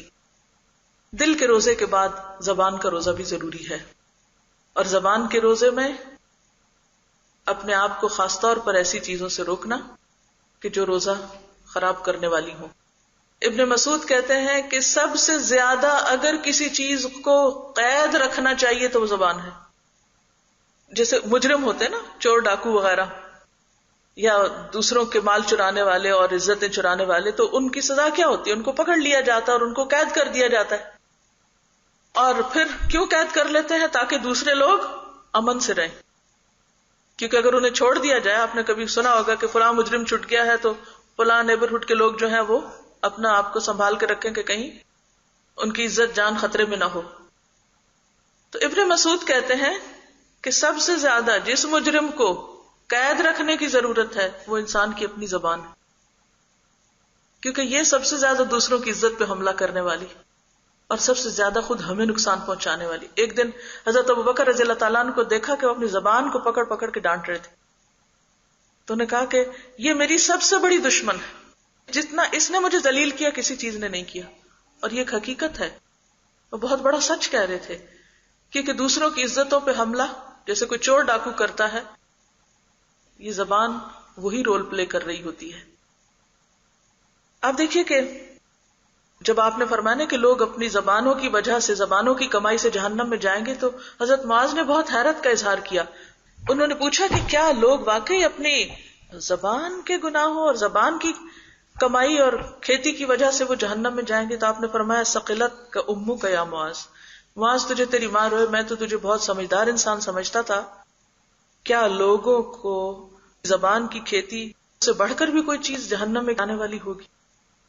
یعنی سب سے زیادہ انسان کی شامت جو چیز لائے گی قیامت کے دن، اس کی زبان ہی ہوگی. اور اگر دیکھا جائے تو ہمارے جتنے بھی اعضاء، مثلا ہاتھ ہیں، ہاتھ تو کبھی ہوتا نا کسی کو مارے ہم اس ہاتھ سے یا کچھ لکھیں. اگر آپ کو وہ سب کچھ لکھنا پڑے جو آپ بول کے کسی کو کہہ رہے ہوتے ہیں تو آپ شاید قلم روک دیں، نہ لکھیں. باقی اعضاء وہ سب کچھ نہیں کرتے جو کچھ زبان کرتی. انتہائی خطرناک ہتھیار. لہذا اس کو کنٹرول کرنا اور اس کو سدھارنے کا بہترین مہینہ ہے یہ رمضان. آپ صلی اللہ علیہ وسلم نے کیا فرمایا کہ اگر تم سے کوئی لڑے تو تم کیا کہو؟ میں تو روزہ دار ہوں، میں تو روزے سے ہوں. فقل انی امرؤ صائم، کیونکہ روزے کی حالت میں گالی دینا اور شور ہنگامہ کرنا اور کسی کو برا بھلا کہنا منع ہے. اور نہ صرف یہ کہ سامنے بلکہ پیچھے بھی. اب دیکھیے روزہ کیا ہے؟ کھانے پینے سے پرہیز کا نام ہے نا. روزے کا نام آتے ہی کیا چیز آتی ہے؟ کھانے پینے سے رکنا. ہم حلال کھانے سے تو رکتے ہیں، لیکن قرآن میں غیبت کرنے کو کیا کہا گیا؟ کسی کی پیٹھ پیچھے اس کی برائی کرنے کو کیا کہا گیا؟ کیا کرنا؟ مردہ بھائی کا گوشت کھانا. تو وہ شخص جو کھانے کا تو روزہ رکھ لے، حلال کھانے سے تو روزہ رکھ لے، لیکن غیبت نہ چھوڑے، کیا اس کا روزہ روزہ ہوگا؟ سوچئے. کیا آپ کو میری بات سب کو سمجھ آئی ہے میں نے کیا کہا ہے؟ ہم روزے میں حلال کھانا پینا چھوڑ دیتے ہیں، صاف ستھرا کھانا ہے. آپ کو بھوک بھی لگی، آپ نہیں کھاتے، لیکن اتنے میں کسی پر آپ کو غصہ آتا ہے اور آپ بلا تکلف غیبت شروع کر دیتے ہیں. اس نے میرے ساتھ ایسا کیا، میں اس کے ساتھ یوں کروں گا، فلاں نے ایسا کیا، فلاں نے ایسا کیا. اور اب جدید دور کی سہولتوں کے ساتھ یہ برائیاں اور بھی آسان ہو گئی ہیں. پہلے تو گھر میں کوئی ہو تو جس سے آپ غیبت کریں نا، اب تو آپ دھڑ سے فون اٹھائیں اور دنیا کے دوسرے حصے تک جا کر آپ کریں. اب آپ دیکھیے کہ غیبت کیا ہے. قرآن کی آیت ہے ایحب احدکم ان یاکل لحم اخیہ میتا فکرہتموہ، کیا تم میں سے کوئی پسند کرے گا کہ وہ اپنے مردہ بھائی کا گوشت کھائے، مردے کا گوشت، اور وہ بھی بھائی کا. فکرہتموہ، تم اس سے کراہت کرو گے. وہ روزہ کیسا روزہ ہو سکتا ہے کہ جس میں آپ مردار کھا رہے ہو؟ وہ روزہ ہو سکتا ہے؟ وہ روزہ نہیں ہو سکتا. اس روزے سے کیا حاصل ہوگا جس میں انسان غیبت کرنا نہ چھوڑے؟ تو ہمیں اپنے اوپر حرام کرنا ہے اور اپنے ساتھ عہد کرنا ہے اور ہر روز دہرانا ہے، مجھے اپنی زبان سے کسی کے خلاف کوئی بات نہیں کرنی، نہ کرنی ہے نہ سننی. اور اگر آپ تہیہ کر لیں گے تو کوئی بھی ہو، اگر کوئی نہ باز آئے تو آپ لکھ کر اس کے ہاتھ میں دے دیں کہ براہ کرم مجھ سے نہیں کریں، میں روزے سے ہوں. کیونکہ نبی صلی اللہ علیہ وسلم نے کیا فرمایا؟ کہو کہ میں روزے سے ہوں. دوسرے کو بتا دو میں روزے سے ہوں. کیوں کہا کہ بتا دو میں روزے سے ہوں؟ کہ میں یہ نہیں کر سکتا، میرا روزہ خراب ہوگا. پھر اسی طرح جھوٹ جو ایمان اور منافقت کے درمیان بڑا فرق ہے. یعنی مومن کے بارے میں کہا کہ وہ بخیل ہو سکتا ہے، بزدل ہو سکتا ہے، کہ جھوٹا نہیں ہو سکتا. جھوٹ ایمان کی نفی کر دیتا ہے، ایک دم سے انسان کو منافقت میں جا کے کھڑا کر دیتا ہے. تو روزے کی حالت میں اگر کوئی شخص روزہ رکھے اور اوپر سے جھوٹی باتیں کرے اور جھوٹ بولے، اس کا روزہ کیا روزہ ہوگا؟ پھر اسی طرح جھگڑا کرنا، دوسروں کی بات کاٹنا، فحش گفتگو، گالی گلوچ، یہ سب چیزیں روزے کو خراب کرنے والی ہیں. پھر آنکھ کا روزہ. آنکھ کا روزہ کیا ہے؟ قرآن پاک میں اللہ تعالیٰ فرماتے ہیں قل للمؤمنین یغضوا من ابصارہم ویحفظوا فروجہم وقل للمؤمنات یغضضن من ابصارہن ویحفظن فروجہن. مومن مردوں سے کہیے کہ اپنی نگاہیں جھکائیں، یغضوا من ابصارہم ویحفظوا فروجہم، اور اپنی شرمگاہوں کی حفاظت کریں. اور مومن عورتوں سے بھی کہہ دیجئے کہ وہ اپنی نگاہوں کی حفاظت کریں اور اپنی شرمگاہوں کی حفاظت کریں. تو روزے کی حالت میں خاص طور پر یہ وہ تمام اعمال ہیں جو عام زندگی میں بھی منع ہے، لیکن خصوصاً روزے میں نگاہ کی حفاظت، حرام چیزوں سے خود کو بچانا، دیکھنے سے بچانا، خواہ وہ لائیو ہوں یا وہ کسی مشین پر ہوں، ایسے مناظر سے خود کو بچا کے رکھنا بے حد ضروری ہے. کیونکہ نگاہ کی حفاظت سے انسان فتنوں سے محفوظ رہتا ہے، اور جب نگاہ محفوظ ہوتی ہے تو انسان کا دل محفوظ ہوتا ہے، اور یہی پھر دل کا روزہ بھی بن جاتا ہے. اور جب دل محفوظ ہوتا ہے تو پھر ہی علم و حکمت اور عرفان وہاں سے جنم لیتے ہیں. اسی طرح کان کا روزہ بھی. کان کا روزہ کیا اور کان کا روزہ کیوں؟ کیونکہ ان السمع والبصر والفؤاد کل اولئک کان عنہ مسئولا. کان، آنکھ، دل، ہر ایک سے سوال ہوگا، ہر ایک سے پوچھ ہوگی. تو ہمیں اس رمضان میں یہ فیصلہ کرنا ہے کہ کیا سنانا ہے کان کو اور کیا نہیں سنانا. اگر کوئی بھی ایسی چیز جو اللہ کی نافرمانی کی ہم اب تک نہیں چھوڑ سکے تو یہ رمضان موقع ہے سارے نشے چھوڑنے کا. جیسے انسان تمباکو چھوڑ دیتا ہے. بہت سے لوگ آپ نے دیکھو کہ جو سگریٹ پیتے ہیں لیکن رمضان میں روزے کی قوت ایسی ہوتی ہے کہ اللہ کے فضل سے وہ سگریٹ چھوڑ دیتے ہیں, اور تھوڑی سی اگر ول پار سے کام لیں تو بعد میں بھی بچ سکتے ہیں. تو اسی طرح ہمیں ان تمام چیزوں سے جو کانوں کو نقصان دینے والی ہوں ان کو سننے سے بچنا ہے. اور اس میں ہم عام طور پر جب ایسی بات ہوتی ہے تو فوراً ہمارا دھیان میوزک کی طرف جاتا ہے. آف کورس میوزک کی طرف جائے گا, لیکن صرف میوزک سننا ہی تو حرام نہیں. کیا ہے منع؟ اور غیبت سننا, چغلی سننا, دوسروں کے بارے میں تجسس کر کے بری باتیں پوچھنا اور سننا, تو کوئی بھی حرام گفتگو, اور یا پھر چھپ چھپ کے دوسروں کی باتیں سننا, ایسی گفتگو سننے کی کوشش کرنا جو دوسرا آپ سے کرنا نہ چاہتا ہو, دوسرا آپ کو سنانا نہ چاہتا ہو. کسی دیوار کے پیچھے, کسی دروازے کے پیچھے, یا کسی سے اگلوانا یا کسی سے نکلوانا, اچھا فلاں کیا کہہ رہا تھا, وہاں کیا بات ہو رہی تھی, اس نے تم سے کیا کہا. یہ تمام چیزیں ایسی ہیں کہ جو انسان کے لیے فتنوں کے دروازے کھولتی ہیں. اور جب ایسا ہوتا ہے تو انسان کے دلوں میں جب غلط گفتگو سنتا ہے یا ایسی گفتگو سنتا ہے تو اس کا نتیجہ کیا ہوتا ہے کہ انسان کے اندر وسوسے آتے ہیں, اور جب وسوسے آتے ہیں تو پھر کیا ہوتا ہے, پھر انسان ان وسوسوں پر عمل کرنے کے لیے مزید کچھ ایکشن لینا شروع کر دیتا ہے, اور ایسی کھائی میں جا گرتا ہے کہ جس سے نکلنا بھی بعض اوقات مشکل ہو جاتا ہے. لہذا بے حد ضروری ہے کہ انسان ایسی تمام چیزوں کو سننے سے بچے. قرآن مجید میں جھوٹ سننے والے اور ناجائز باتیں سننے والے اور حرام کھانے والے دونوں کو برابر رکھا گیا. سماعون للکذب اکالون للسحت. بنی اسرائیل کی دو خرابیوں کا ذکر کیا گیا کہ ان کے بڑے بڑے بھی کیا کرتے تھے, جھوٹ سننے میں بڑی دلچسپی رکھتے تھے. جھوٹی باتیں, جھوٹے قصے, جھوٹے لطیفے, جھوٹی خبریں, اور اس کے ساتھ ساتھ اکالون للسحت, رشوت کا مال کھانے والے, حرام کھانے والے. تو یہ اتنی بڑی برائی ہے, کوئی معمولی چیز نہیں ہے, بہت بڑی برائی ہے, اور اس سے اپنے آپ کو بچانے کی ضرورت ہے. اور رمضان ایک بہترین موقع ہے. اور پھر پیٹ کا روزہ آنا تو یہ سب سے پہلے چاہیے تھا, لیکن باقی چیزوں کے بعد, کیونکہ پہلی چیز تو تقوی, اگر تقوی کا حصول ہوا تو یہاں بھی فائدہ ہو جائے گا. اب آپ سوچ رہے ہوں گے کہ وہ تو ہم پہلے سے ہی رکھ رہے ہیں, مزید کون سا روزہ, یعنی ہم سب پیٹ کا روزہ رکھتے ہیں یا کھانے پینے سے پرہیز کرتے ہیں. ہاں پرہیز کرتے ہیں, لیکن رہی صحیح کسر افطار میں پوری کر لیتے ہیں, تو اس سے بھی بچنے کی ضرورت ہے. کلو وشربو ولا تسرفو, کھاؤ پیو مگر اسراف نہ کرو, ضرورت سے زائد نہیں. اور پھر خاص طور پہ کھانا ضائع نہ کرو, کیونکہ ہوتا کیا ہے جب بہت زیادہ پک جاتا ہے, اب افطار کر کے جب پانی وانی ادھر ادھر کی چیز کچھ کھا لی, وہ کھانا نہیں کھایا گیا, وہ بچ جاتا ہے. تو عموماً کیا دیکھا گیا کہ رمضان میں کھانا بچتا بہت ہے, اور جب بچتا ہے تو بعض اوقات ضائع ہونے لگتا ہے. اسراف کیا ہے؟ کھانے کو ضائع کرنا, بچا کے پھینک دینا, گلنے سڑنے کے لیے چھوڑ دینا. تو ایسی صورت میں کیا ہے کہ اس کی حفاظت کا بھی یا تو کسی کو دینے کا انتظام کریں, اگر وہ ممکن نہیں تو پھر فریز کر کے ری یوز کریں یا کچھ بھی کریں, لیکن ولا تسرفو. اور سب سے پہلے اسراف کو کنٹرول کرنے کے لیے فضول خرچی ہی نہ کی جائے. ولا تبذر تبذیرا ان المبذرین کانوا اخوان الشیاطین وکان الشیطان لربہ کفورا.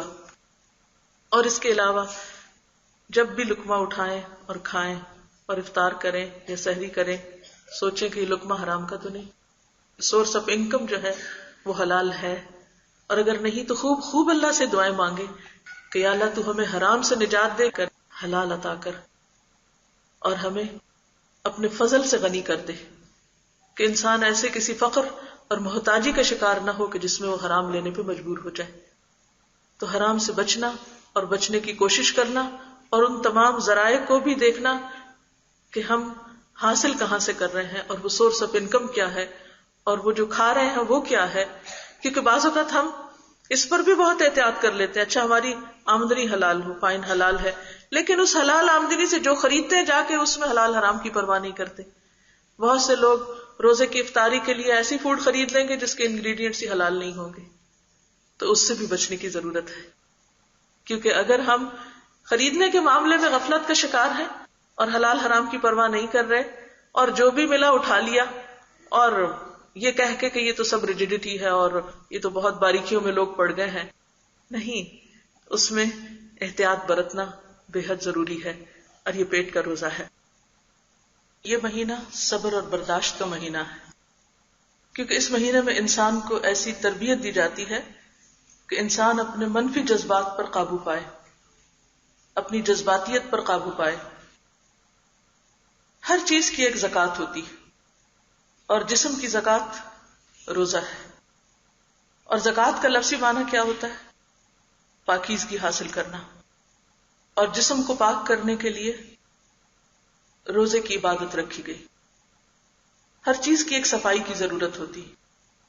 اسی طرح انسان کو اپنے جسم، اپنے دل، اپنی روح، اپنے جذبات اور خیالات کی پاکیزگی کی بھی ضرورت رہتی. اور روزہ اس کے لیے ایک بہترین طریقہ ہے. روزے میں جس طرح ہمیں اگر کھانے کے لیے بلایا جائے تو ہمیں کیا کہنا چاہیے؟ مشکات کی حدیث ہے کہ جب تم میں سے کسی کو کھانے کے لیے بلایا جائے اور وہ روزہ دار ہو تو اس کو یہ کہہ دینا چاہیے میں تو روزے سے ہوں. اسی طرح انسان کو اگر اپنے ماحول سے یا اپنے چاروں طرف سے یا لوگوں سے کسی بھی ایسی چیز کی طرف بلایا جائے جو اس کے روزے کو نقصان دینے والی ہو تو اس پر بھی انسان کو کیا کہہ دینا چاہیے کہ میں روزے سے ہوں. یعنی اگر کوئی شخص آپ کے پاس آ کر کسی کی غیبت کرتا ہے تو آپ اس کو بتا دیں کہ میں روزے سے ہوں، میں اپنے کان کو، اپنے دل کو، اپنے خیالات کو خراب نہیں کرنا چاہتا. گویا کسی بھی بیماری سے نجات حاصل کرنے کے لیے ضروری ہوتا ہے کہ ایک طرف انسان دوا کھائے اور دوسری طرف پرہیز کرے. جب تک انسان پرہیز نہیں کرتا اس وقت تک صحت نہیں ہوتی. تو جہاں ایک طرف ہمارے اندر سال بھر میں جمع ہو جانے والی زائد کیلوریز یا برے خیالات یا برے جذبات یا بری عادتیں اندر آ چکی ہوں ماحول کے اثر سے، تو رمضان ایک بہترین موقع ہے ان تمام چیزوں کو اپنے اندر سے نکالنے کا. لیکن اس کے لیے کیا ضروری ہے کہ آپ کو اعلان کرنا ہوگا کہ میں روزے سے ہوں. جب تک آپ یہ بتائیں گے نہیں دوسروں کو کہ میں روزے سے ہوں تو وہ آپ کو مختلف کھانوں کی طرف، چاہے وہ حلال ہو یا حرام ہو، جائز ہو یا ناجائز ہو، ان کی طرف دعوت دیتے رہیں گے. اور پھر تقویٰ کا ایک معنی بھی پرہیزگاری کیا گیا ہے. دنیا میں جب انسان غلط چیزوں سے پرہیز کرتا ہے تو ہی آخرت میں آگ سے بچ سکے گا، کیونکہ پرہیز کا معنی ہے بچنا. انسان شیطانی اثرات سے، نفس کی خواہشات سے مغلوب ہو کر بسا اوقات غلط کام کر جاتا ہے، لیکن روزہ اس کو مسلسل یاد دہانی کراتا رہتا ہے کہ وہ اللہ کی امان میں ہے، اللہ کی عبادت میں ہے. جیسے نماز میں آپ بولتے نہیں، روزے میں آپ کھاتے نہیں، اسی طرح صرف بولنے اور کھانے سے پرہیز نہیں، صرف خاموشی کا ہی روزہ نہیں، بلکہ ان تمام برائیوں سے روزہ کہ جو انسان کے ایمان کو اور آخرت کو نقصان دینے والی ہیں. اور اس کے لیے انسان کو قوت چاہیے، ماحول چاہیے، علم چاہیے، اللہ سے تعلق چاہیے. تو اس کے لیے ضروری ہے کہ انسان ایسے لوگوں سے ملتا رہے، ایسی صحبت اختیار کرے، ایسی چیزیں پڑھتا اور سنتا رہے کہ جس سے اس کو یہ طاقت نصیب ہو. رمضان وہ مہینہ ہے جب جبریل اترے تھے نبی صلی اللہ علیہ وسلم پر، اور پھر اس کے بعد نبی صلی اللہ علیہ وسلم کی اپنی زندگی میں، اہل مکہ اور اس کے بعد مدینہ اور پھر دنیا بھر کے مسلمانوں کی زندگی میں تبدیلی آئی. یہ سلسلہ تو وہیں سے شروع ہوتا ہے. رمضان میں ہی جنگ بدر ہوئی اور فتح نصیب ہوئی، رمضان میں ہی مکہ فتح ہوا، رمضان کامیابیوں کا مہینہ بھی ہے. تو رمضان ہمارے لیے بھی بہت سی کامیابیوں کے دروازے کھولنے کا سبب بنا، اور الحمدللہ اس میں خاص طور پر بہت سے لوگوں کو اللہ نے توفیق دی کہ وہ قرآن سے ایک مضبوط تعلق قائم کر سکے، اور اس کے بعد جو قرآن کی تعلیم کا باقاعدہ پروگرام شروع ہوا اس میں وہ شریک ہوئے، کہ جنہوں نے اس کے بعد اپنی زندگی کا ایک مقصد بنا لیا کہ وہ قرآن کو سمجھیں، براہ راست سمجھیں، ویسے ہی سمجھیں جیسے اللہ نے اتارا ہے، کیونکہ قرآن اللہ کا کلام ہے، کوئی معمولی چیز نہیں۔ تو آئیے ہم سنتے ہیں کہ قرآن پڑھنے کے بعد، کیونکہ آج کا ہمارا پروگرام دراصل کیا ہے کہ رمضان ایک تبدیلی کا مہینہ، رمضان بہتری کا راستہ، رمضان کامیابی کا راستہ، تو یہ کامیابی کس طرح نصیب ہوتی ہے، کس طرح حاصل ہوتی ہے، یہ ان لوگوں کے تجربوں سے آپ کو پتہ چلے گا کہ جو اس کا ایکسپیرینس کر رہے ہیں۔ قرآن کس طرح ان کی زندگی میں تبدیلی کا ذریعہ بنا، یا انہیں قرآن سے کیا ملا، کیونکہ رمضان کا اہتمام اور رمضان کی خاص ترین چیز قرآن ہے۔ اعوذ باللہ من الشیطان الرجیم، بسم اللہ الرحمن الرحیم۔ السلام علیکم۔ الحمدللہ کہ آج ہم سب یہاں جمع ہیں، اور اللہ تعالیٰ کا بے پناہ فضل کرم ہم سب پر، خاص طور پہ مجھ سے کہ اس نے مجھے قابل کیا میں آپ سے 2-4 باتیں اپنی شیئر کروں۔ قرآن کریم سیکھنے کا مرحلہ کیسا رہا؟ when this was a question posed to me، میں نے سوچا کہ 2 years ago الحمدللہ زندگی میں وہ سب کچھ تھا جو آج ہے، لیکن ایسا احساس ہوتا تھا کہ everything is meaningless, there is no worth to anything. Every morning we wake up, we cook and clean and we go out to work, earn and spend. لیکن ایسا لگ رہا تھا کہ there is no end to these things, and finally we go to the grave. سب کچھ meaningless لگ رہا تھا۔ الحمدللہ اس کورس کا پتہ چلا when I came here، اور اتنا ماشاءاللہ ویل ڈیزائنڈ کورس تھا کہ ایک بہت اچھی جو میری حسرت سی تھی کہ میں تجوید سیکھ لوں وہ بھی پوری ہوئی، اور قرآن کریم پڑھ کے ایک انسائٹ مل گئی، جیسے ایک کرائیٹیرین مل گیا، دوست کون سا اچھا ہے دنیا کے اعتبار سے، آخرت کے اعتبار سے، دشمن ایکچولی کون ہے، چاہے وہ دنیا میں آپ کو دوست نظر آئے لیکن اگر وہ آخرت کے لیے آپ کے لیے نقصان دہ ہے تو وہ آپ کا دشمن ہے۔ اسی طرح یہ کہ رشتوں میں، اپنی ذات میں سیلف نالج، سب سے زیادہ آئی فیل کہ مجھے اپنی بہت ساری خامیاں نظر آ رہی ہیں جو ابھی بھی کوشش کر رہی ہوں دور کروں، لیکن اگین بہت ٹائم لگے گا۔ رحمت کی یہ بارش، قرآن کریم کا یہ نور کسی دن مجھے انشاءاللہ امپروو کر دے گا، ابھی بہت بہت لمبا سفر ہے۔ I always liked challenging aims, تو الحمدللہ قرآن کریم has given me an aim کہ یہ ایک ایسی چیز ہے زندگی میں کچھ بھی ہو، کہیں بھی جائیں، اس کے ساتھ ہی چلنا ہے۔ جیسے کھانا پینا کبھی نہیں چھٹتا، خوشی ہو یا غم ہو، مشکل ہو، کچھ بھی ہو، ایسے ہی قرآن کریم خدا کرے کبھی نہ چھٹے، ہم میں سے کسی کے دل سے نہ چاہے، اور زیادہ سے زیادہ اس کے ساتھ آئندہ قریب ہوتے جائیں۔ About how we managed this، تو I was working before the course started، پھر میں نے کچھ عرصہ کورس اور جاب ایک ساتھ رکھی، اور پھر دیکھا کہ نہیں، کورس سے بھی انصاف نہیں ہو رہا، جاب سے بھی انصاف نہیں ہو رہا، تو پھر یہی سوچا اللہ تعالیٰ سے مدد مانگی کہ کیا بہتر ہے۔ اینڈ آئی فگرڈ کہ جو میں باہر ارن کر رہی ہوں، اٹ جسٹ ایواپوریٹس، بینک میں آتا ہے اور چلا جاتا ہے، ہم لوگ اسپینڈ کر جاتے ہیں، اور جو الحمدللہ میں یہاں ارن کروں گی، while I'm earning here، اللہ تعالیٰ انشاءاللہ اگر قبول کریں تو ریوارڈ دیں گے، and then it's going to last me an eternity، آخرت میں انشاءاللہ میرے کام آئے گا۔ تو that made me comfortable، میں نے یہ ڈیسیجن آسانی سے لے لیا کہ یہ کمائی بہت زیادہ بہتر ہے، بہت زیادہ لانگ لاسٹنگ ہے انشاءاللہ، اگر اللہ تعالیٰ قبول کریں اور ہمیں اخلاص کی توفیق دیں۔ اس کے علاوہ ہاں ایک چھوٹی سی اپنی سوچ آپ سے شیئر کروں گی کہ when I was a pre-medical student، کچھ سال پہلے پاکستان میں، تو ہم نے وہاں پہ ارتھ ورم ڈائسیکٹ کیا، میرے ذہن میں آج بھی اس کی پکچر ہے۔ وی ہیڈ ٹو ایکسپوز ارتھ ورم کا نروس سسٹم، وہ ایک بالکل وائٹ باریک دھاگے کی طرح اس کی بیک سکن سے جڑا ہوتا ہے۔ جب میں وہ کر رہی تھی، اس کے علاوہ اور بھی ایکسپیریمنٹس، تو I always use to think somehow, میرے ذہن میں ایک امیج بن گیا کہ جو ڈاکٹر ہوں گے ان کو سب سے اچھا مسلمان ہونا چاہیے، کیونکہ وہ اللہ کی تخلیق اتنی گہرائی سے اس طرح دیکھ رہے ہیں، and then you study human body which is the most amazing machine. تو مجھے لگتا تھا کہ بہت حیران ہوتی تھی کوئی ڈاکٹر ہو اور دیندار نہ ہو، میں کہتی تھی یہ کیسا ڈاکٹر ہے، اس نے اتنا ڈیپ ڈاؤن اللہ تعالیٰ کی بہترین تخلیق دیکھی اور اس کو نہیں سمجھ آئی۔ لیکن اب آ کے مجھے لگ رہا ہے کہ آئی واز رانگ، ہم سب کے گھروں میں قرآن کریم ہے، اگر ہم اس کو گہرائی سے سمجھیں، جھانکے اس کے الفاظ کے اندر، جیسے اب ہم نے سمجھا ہے، تو کوئی ڈاکٹر ہونے نہ ہونے سے کوئی فرق نہیں پڑتا، ہر بندہ روڈ پہ چلتے ہوئے، گھر میں بیٹھے ہوئے، سوتے جاگتے اللہ تعالیٰ کو عین اسی طرح پہچان سکتا ہے جیسا کوئی اور، کیونکہ آیات تو بکھری پڑی ہیں الحمدللہ، سورج، چاند، ستارے، درخت، ہماری اپنی ذات. اللہ کرے کہ ہم سب کو یہ پہچان مل جائے، یہ نظر مل جائے. اور میرا خیال ہے اتنی گہرائی سے پڑھے بغیر نہیں ملتی. اس سے پہلے ترجمہ تفسیر کئی بار پڑھی تھی، لیکن جس طرح اب الحمدللہ استاذہ کے انداز سے، اور پھر یہ کہ ایک کلاس میں مل کے بیٹھ کے پڑھنے سے اور بھی بہت سمجھ آتا ہے کہ لوگوں نے کتنی اچھی طرح ماشاءاللہ مینج کیا. میرے لیے اگزامپل ہیں وہ ینگ لڑکیاں کالج کی، یونیورسٹی بھی جا رہی ہیں، ساتھ یہ بھی کر رہی ہیں.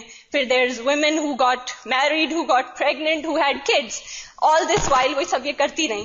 تو الحمدللہ I learn that as well کہ زندگی میں کوئی بھی مرحلہ ہو انسان یہ سفر جاری رکھ سکتا ہے as long as you committed to it. السلام علیکم.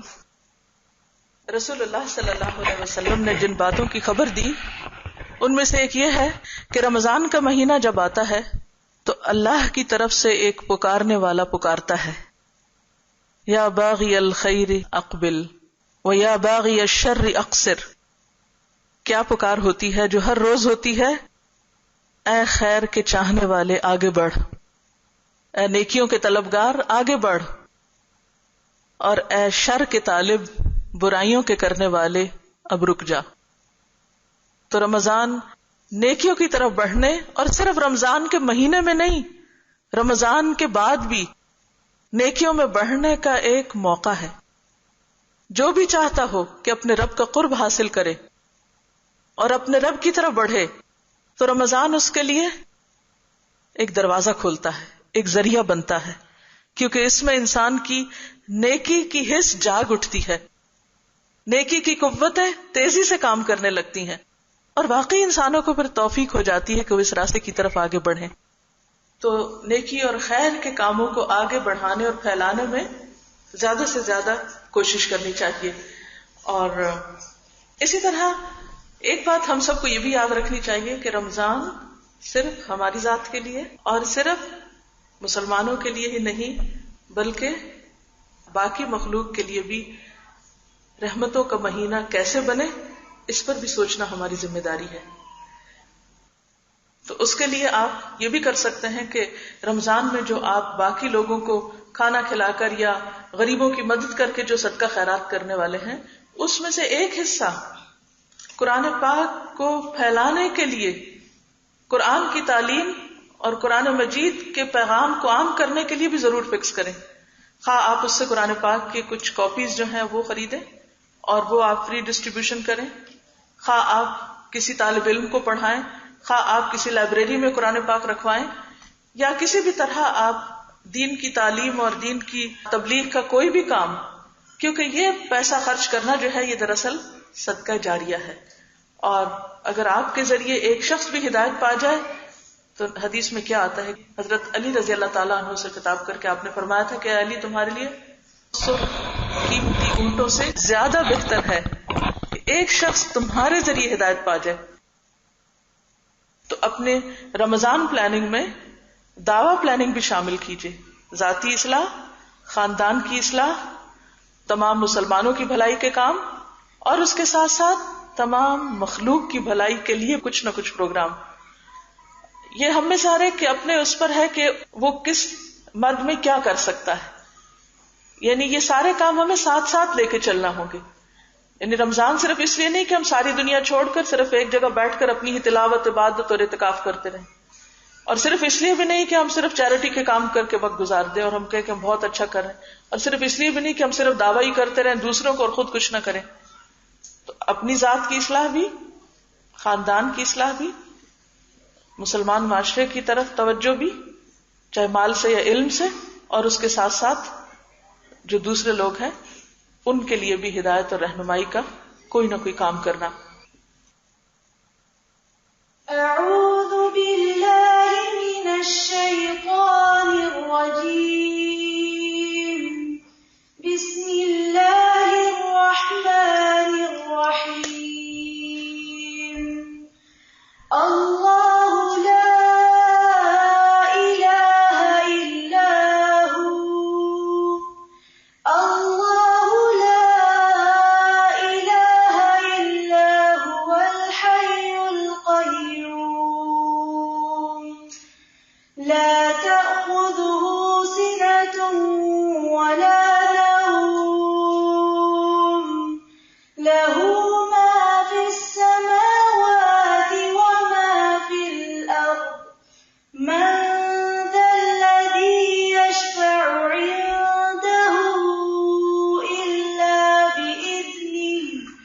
يعلم ما بين أيديهم وما خلفهم ولا يحيطون بشيء من علمه إلا بما شاء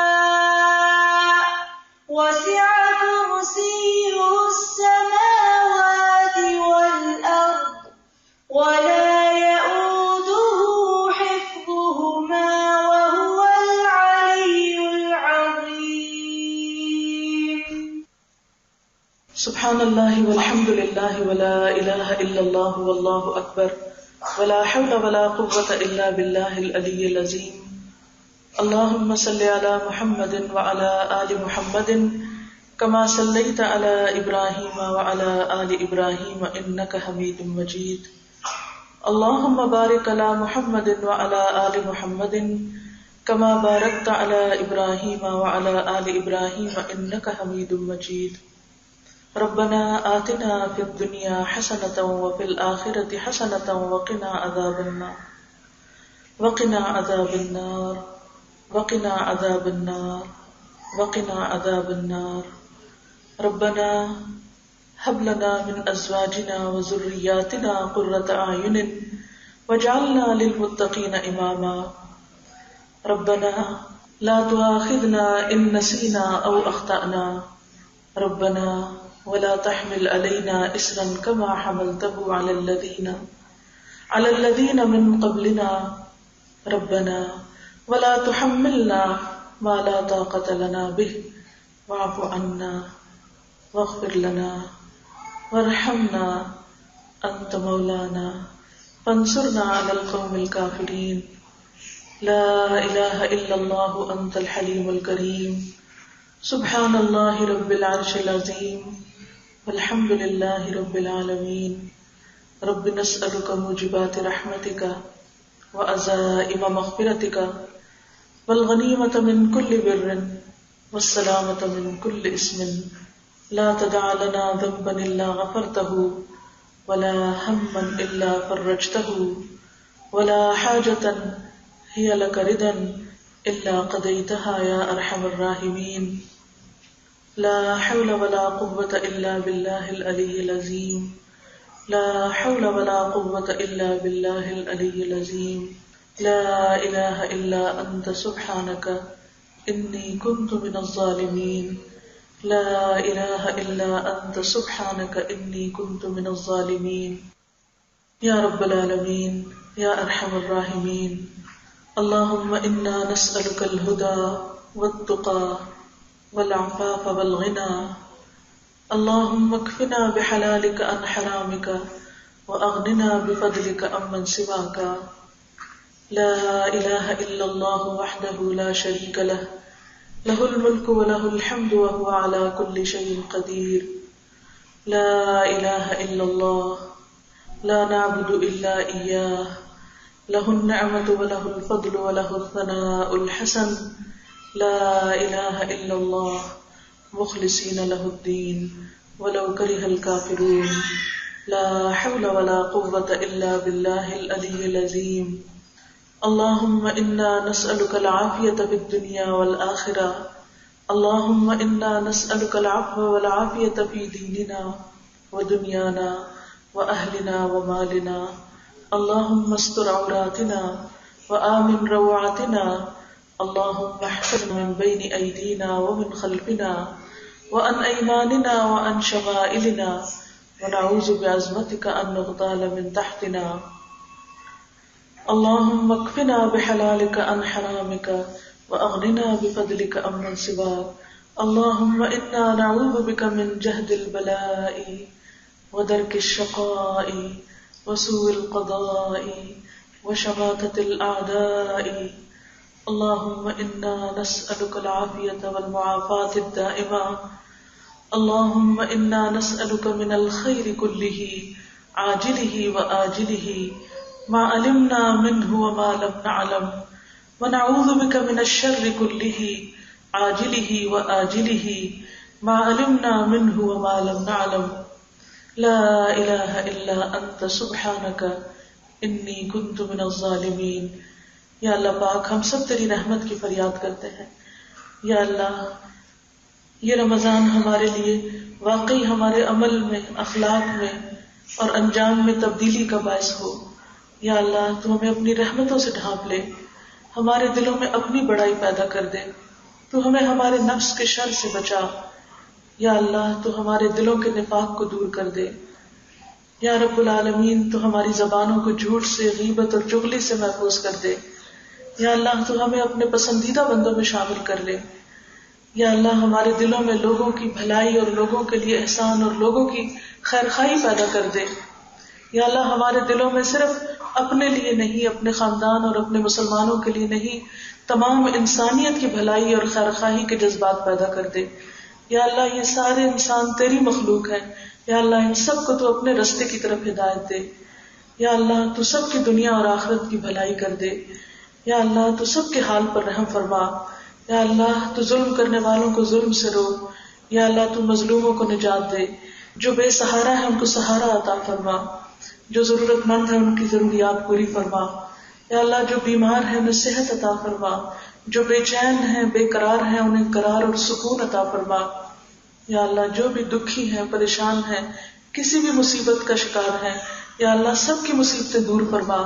یا اللہ ساری بھلائیاں تیرے ہاتھ میں ہیں، ساری خیر کے خزانوں کا مالک تو ہے. یا اللہ ہم تیری ہی خزانوں سے مانگتے ہیں، تیری ہی طرف رجوع کرتے ہیں. یا اللہ ہم تیری رحمت کے امیدوار ہیں. یا رب العالمین ہم تیرے ہی طلبگار ہیں. تو ہمیں اپنی محبت عطا کر دے اور اپنی محبت ہر چیز کی محبت سے زیادہ کر دے. یا اللہ تو ہماری خطاؤں سے درگزر فرما. یا اللہ ہماری کوتاہیوں سے درگزر فرما. اللہ ہم انسان ہیں، کمزور ہیں. یا اللہ ہمارے اندر جو بھی کمزوری ہیں ان کو دور کر دے. اللہ ہمیں اپنی اطاعت کی توفیق دے دے. یا اللہ تو ہمیں ہر ایک کے لیے خیر و بھلائی کرنے والا بنا دے. یا اللہ ہمارے دلوں سے حسد، بغض، نفرتیں، عداوتیں اور دوسروں کے لیے برے جذبات سب دور کر دے. ہمارے دلوں کو صاف کر دے.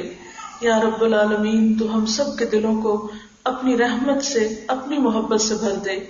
یا اللہ ہمارے دلوں کو قرآن کے نور سے منور کر دے. اللہ قرآن سے روشن کر دے. یا اللہ ہمارے سارے دکھ تکلیفیں دور کر دے. یا رب العالمین جتنی بھی بہنیں یہاں آئی ہیں، جتنی بچیاں آئی ہیں، یا اللہ ان سب کا آنا قبول فرما. ان کے ایک ایک قدم پر تو نیکیاں لکھ لے. اور یا اللہ جو کچھ ہم نے اس مجلس سے سیکھا ہے، یا اللہ ہمیں اس پر عمل کرنے والا بنا دے. یا اللہ اگر کوئی بھول چوک ہو گئی ہو، زبان سے ایسی بات نکل گئی ہو جو تجھے پسند نہ آئی ہو، تو یا رب العالمین تو ہمارے اعمال سے مٹا دے اور ہمیں بخش دے اور ہمیں اس سے دور کر دے. یا اللہ ہم تجھ سے تیری محبت مانگتے ہیں. یا رب العالمین تو ہمارا انجام اچھا کرنا. یا اللہ ہم اس حالت میں دنیا سے رخصت ہوں کہ ہمارے زبان پر کلمہ لا الہ الا اللہ ہو، ہمارا دل ایمان سے معمور ہو، تیری محبت سے معمور ہو. یا اللہ موت کے لیے آنے والے فرشتے ہمیں تیری رحمت کا پیغام پہنچائیں، تو ہم سے راضی ہو جائے. یا اللہ تیری رضامندی کا پیغام لے کر آئے. یا اللہ تو ہمارے دل میں اپنی ملاقات کا شوق بھر دے. یا اللہ تو ہماری قبروں کو روشن کر دے، ہمیں قبر کے عذاب سے محفوظ کر دینا. یا اللہ تو ہمیں جہنم کے عذاب سے بچا لینا. یا اللہ تو ہمیں آخرت کے دن کی رسوائی سے بچا لینا. یا اللہ تو ہمیں سیدھا راستہ دکھا دے. یا اللہ تو ہمیں اپنے مقرب بندوں میں شامل کر لے. یا اللہ تو ہماری برائیوں کو ہم سے دور کر دے، ہمیں شیطان کے شر اور وسوسوں اور فتنوں سے بچا لے. یا رب العالمین تو اپنی رحمت سے ڈھانپ لے. یا اللہ ہمارے گناہوں کو معاف کر دے. یا اللہ پل صراط پر گزرنا آسان کر دینا. یا اللہ تو وہاں اور اس دنیا میں ہر جگہ اپنے نام پر استقامت عطا کر دے. یا اللہ اپنے دین پر استقامت عطا کر دے. یا رب العالمین تو اپنی رحمت کے ساتھ جنت میں داخل کر دے.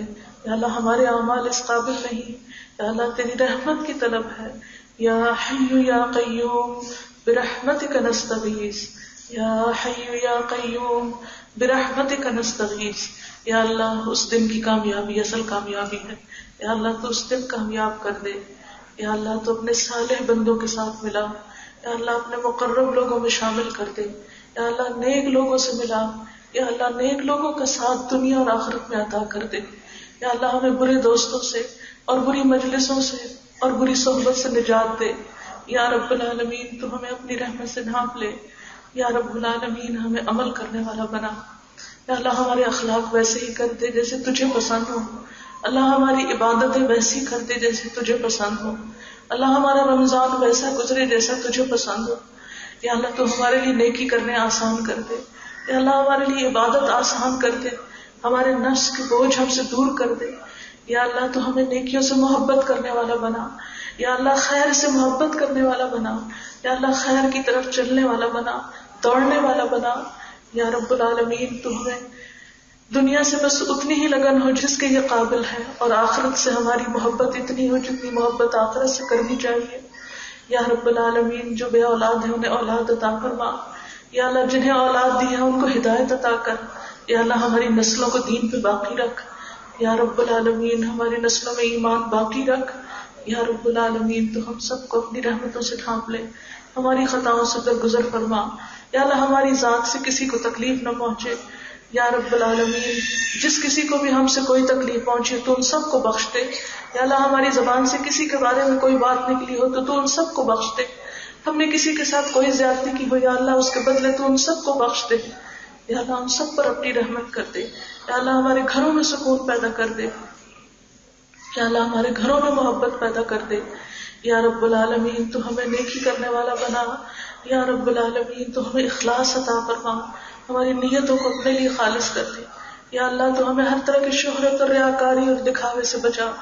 یا رب العالمین تو ہمیں اپنی رضا اور اپنی محبت ہر چیز سے بڑھ کر پیاری کر دے. یا رب العالمین جتنی بہنیں یہاں آئی ہیں ان کے دلوں میں جو نیک دعائیں ہیں تمنا ہے ان کو پورا فرما. یا اللہ جن بچیوں کی شادی نہیں ہوئی ان کو نیک رشتے عطا کر. یا رب العالمین جو قرض میں مبتلا ہیں, جو مالی مشکلات کا شکار ہیں, یا اللہ ان سب کی مشکلات دور کر دے. یا اللہ سب کو قرضوں سے نجات عطا کر دے, وسیع رزق حلال عطا کر دے. یا اللہ جن کے پاس رزق حلال کے ذریعے نہیں, اللہ ان کو اپنی رحمت سے ذریعہ عطا فرما دے. یا رب العالمین ہم سب کے دلوں کو اپنی طرف موڑ لے. یا حی یا قیوم برحمتک نستغیث. یا حی یا قیوم برحمتک نستغیث. یا حی یا قیوم برحمتک نستغیث. ربنا تقبل منا انك انت السميع العليم وتب علينا انك انت التواب الرحيم. وصلى الله تعالى على خير خلقه محمد وعلى آله وأصحابه وأهل بيته أجمعين برحمتك يا أرحم الراحمين. إلهي آمين. سبحانك اللهم وبحمدك نشهد أن لا إله إلا أنت نستغفرك ونتوب إليك. والسلام عليكم ورحمة الله وبركاته. أعوذ بالله من الشيطان الرجيم. بسم الله الرحمن الرحيم. أعوذ بالله من الشيطان الرجيم. بسم الله الرحمن الرحيم.